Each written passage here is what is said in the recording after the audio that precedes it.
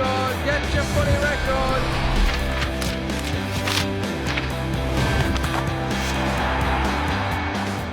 Hi everyone, welcome to On The Record, brought to you by Woolworths, as we take a sneak peek at this week's edition of the AFL Record, Australia's #1 selling sports magazine.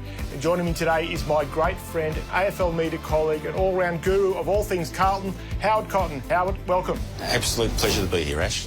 Good to have you here, Howie. Now, you are the brainchild behind this week's cover story, which looks at the band of brothers running around the AFL. There are 31 sets of brothers. We've profiled them all. Give me your top two. Well, I think the top one at this stage would have to be the Hills from Fremantle and Hawthorn.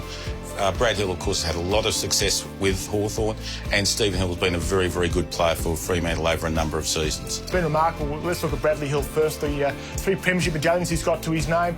That hard running that he provides for the team. He's excellent with the spot-up kicking as well. Yes, been a very, very good player, and look, Stephen Hill's also been a very good player. Hasn't been able to get that premiership success as yet, but still striving for that, of course. Who's the better player? Look, a very difficult question. I probably still lean towards Stephen. Sorry, Ash, but I believe. I actually agree with you. I think Stephen's slightly a more consistent player. What about the Selwoods, Howie? Look, they've been terrific players, no doubt about it. Of course, Scott Selwood hasn't been able to get on the field this season, so that's where it's difficult to judge. But Joel Selwood, a standout player, and look, and of course, what a great family they've been. They've been outstanding. We also did a bit of ranking with our colleagues from AFL Media, looking at the brothers over history. And who do you think are your top 3 of all-time sets of brothers in footy? Well, at the risk of ruining a friendship here, of course, with Justin Madden, I ranked Justin and Simon 3, and I had to probably go against my Carlton traditions there and rank the 2 Collingwood people, or 2 Collingwood brothers, the Colliers and the Commentaries. Even though, of course, maybe I look old enough to have seen them. I didn't see them play, but you just have to go on their records. That's right. So that's our brothers feature. Don't miss it in this week's edition of the AFL Record. Howie, it's been good to have you on the show. Absolute pleasure to be here, Ash. Our other feature story this week, on the occasion of the Brisbane Lions Hall of Fame function this Saturday night, is a look at the last few years of the great Fitzroy Football Club. And joining us to have a look at that is former Fitzroy champion ruckman and captain Matt Rendell. Matt, welcome to On The Record. Thanks very much, Ashley. 83 and 86, you had really good teams. How good were those teams, and should you've won a premiership? 83 was our chance, Ashley. We finished in the top 3 there. We're top for quite a bit of the year. How good a player was Bernie Quinlan? Well, I often talk about it even today that Bernie was Buddy before Buddy, I think. He would be, if he was playing today, be certainly in the top 5 best players, probably top 3. He was a superstar player. Everyone who's seen his highlights and that, if there's a better kick that's ever played the game, I haven't seen him, but fantastic fella, super player. Him and Gary Wilson. Gary Wilson, I say, was Brett Harvey before Brett Harvey. Absolute professional, hardest trainer I've ever seen. Would be a superstar in today's game. The game today would have suited him down the ground. They were 2 standouts in my era there in the 80s. Obviously, Roos, Pert, Osborne, all superstars. The 86 final, of course, Michael Conlon with that goal, that fantastic goal to knock Essendon out of the finals, who won the previous 2 flags. Yeah, well, he didn't do much all day, Mickey, to tell you the truth, and the bloke who did all the hard work was, I think Roosie laid a great tackle, and Leon Harris sold a couple of pups to get it to Mickey, who was on his own. He got beaten by Michael Thompson all day in the wet out there. I didn't play in that game, and Mick kicked the winning goal, but she was pandemonium after the game.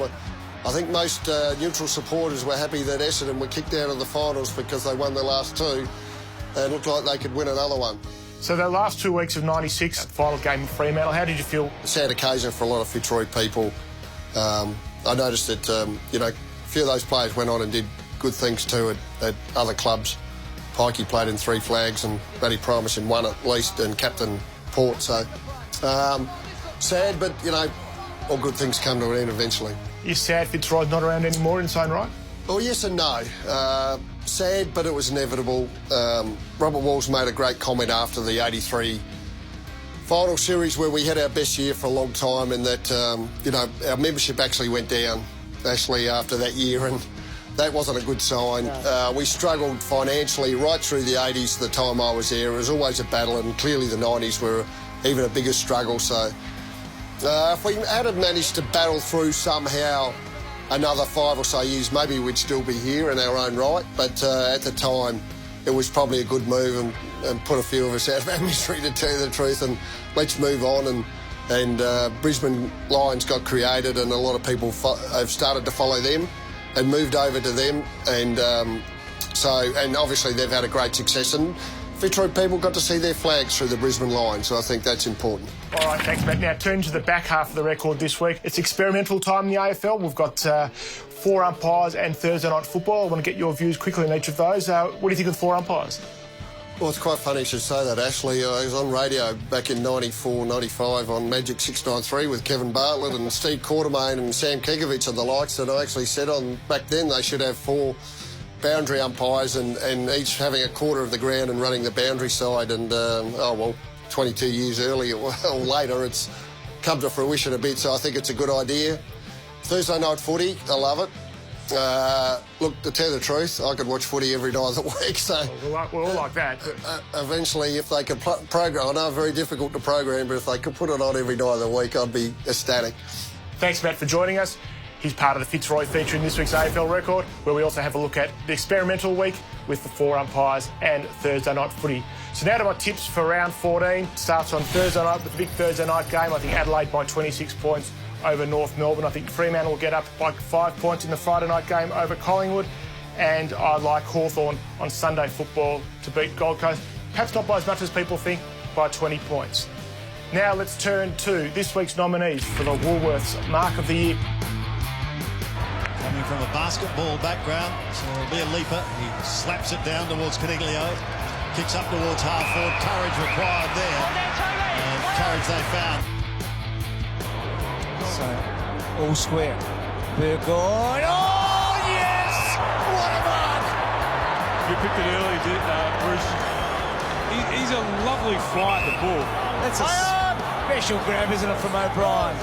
Hawthorn with their biggest lead of the night. Del Santo does well. Lines up on goal. It's off target. It will fall short. And Wood over the top takes a towering mark. Well, it's been a coming out party for this young man. 3 great marks, those. You can have your say by visiting markoftheyear.afl.com.au. I've had my vote, and it was for North Melbourne's Mason Wood. OK, so that's it for this week's edition of On The Record. Don't forget, one cover this week, the national cover, Brothers in Arms. Our look at the 31 brothers playing league footy and some of the greats who've played before. The record costs $5. Look for the kids in the green caps and the green jackets. Thanks for watching, and we'll see you next time.